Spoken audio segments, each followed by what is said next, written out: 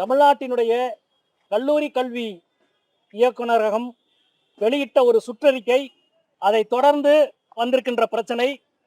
இந்த சுற்றறிக்கைக்கு பொறுப்பேற்று தமிழ்நாட்டினுடைய தலைமைச் செயலாளர் மீது நடவடிக்கை எடுக்கப்பட வேண்டும் என்று இன்றைக்கு மார்க்சிஸ்ட் கட்சி தமிழ்நாடு முழுவதும் இந்த ஆர்ப்பாட்டத்தை நடத்தி கொண்டிருக்கின்றது.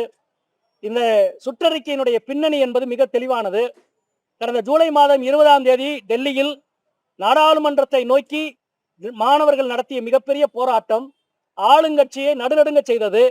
அந்த பின்னணியில் ஜூலை 24ஆம் தேதி டெல்லி பல்கலைக்கழகங்கள் ஒரு சுற்றறிக்கை அனுப்பினார்கள்.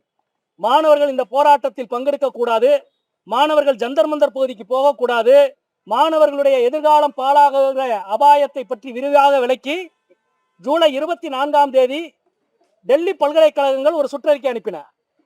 அந்த சுற்றறிக்கைக்கு பின்னணியில் இருந்தது பாஜக அரசு, உள்துறை அமைச்சர் மோடி, அமித்ஷா உள்ளிட்டவர்கள். ஜூலை 24ஆம் தேதி டெல்லி பல்கலைக்கழகத்தின் சுற்றறிக்கையில் இடம்பெற்ற அதே வாசகம் ஜூலை 28ஆம் தேதி தமிழ்நாட்டின் தலைமைச் செயலாளர் தலைமையில் நடந்த கூட்டத்தில் அதே வாசகம் இடம் பிடித்திருக்கிறது. அது முடிவாக்கப்பட்டிருக்கிறது. ஜூலை 24ஆம் தேதி தலைமைச் செயலாளரின் கூட்டத்தில் எடுத்த முடிவு ஜூலை 31ஆம் தேதி உள்துறை செயலாளரினுடைய சுற்றறிக்கையாக இடம் பிடித்து துறைகளுக்கு அனுப்பப்படுகிறது. அதனுடைய தொடர்ச்சியாக ஆகஸ்ட் 14ஆம் தேதி உயர்கல்வித்துறை அந்த சுற்றறிக்கையை கல்லூரி கல்வி இயக்குநரகத்துக்கு அனுப்புகிறது. அதன் தொடர்ச்சியாக ஆகஸ்ட் 17ஆம் தேதி கல்லூரி கல்வி இயக்குநரகம் அந்த சுற்றறிக்கையை அனைத்து கல்லூரிகளுக்கும் அனுப்புகிறது. எனவே இந்த சுற்றறிக்கையினுடைய பின்னணி இது முழுக்க முழுக்க டெல்லி பல்கலைக்கழகம் விடுத்த சுற்றறிக்கை. அதற்கு காரணம் பாஜகவும் ஆர்எஸ்எஸும். பாஜக ஆர்எஸ்எஸ் பின்னணியில் கொடுக்கப்பட்ட ஒரு சுற்றறிக்கை தமிழ்நாட்டு அரசின் தலைமைச் செயலாளரின் சுற்றறிக்கையாக எப்படி மாறியது? இதுதான் மிக முக்கியமான கேள்வி. எனவே இதற்கு பதில் சொல்ல வேண்டியவர், இதன் மீது நடவடிக்கை எடுக்கப்பட வேண்டியது தமிழ்நாட்டினுடைய தலைமைச் செயலாளர் மீது. இன்னும் சொல்ல போனால் டெல்லி பல்கலைக்கழகங்களின் சுற்றறிக்கையிலாவது பொதுவாக மாணவர்கள் போராடுகிறவர்கள் என்று மட்டும் இருந்தது.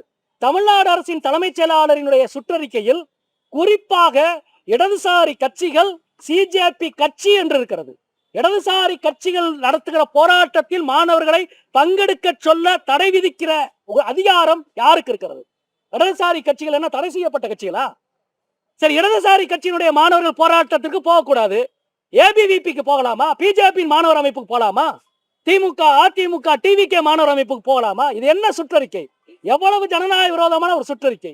எனவே இந்த சுற்றறிக்கையை வெளியிட்ட காரணமான தமிழ்நாட்டின் தலைமைச் செயலாளர் மீது நடவடிக்கை எடுக்க வேண்டும். மாண்புமிகு தமிழக முதல்வர் அவர்கள் இந்த பிரச்சனையிலே தலையிட்டு இதன்பால் தமிழக அரசினுடைய நிலையை தெளிவுபடுத்த வேண்டும், தலைமைச் செயலாளர் மீது நடவடிக்கை எடுக்க வேண்டும் என்பதை இந்த நேரத்திலே கேட்டுக்கொள்கிறேன்.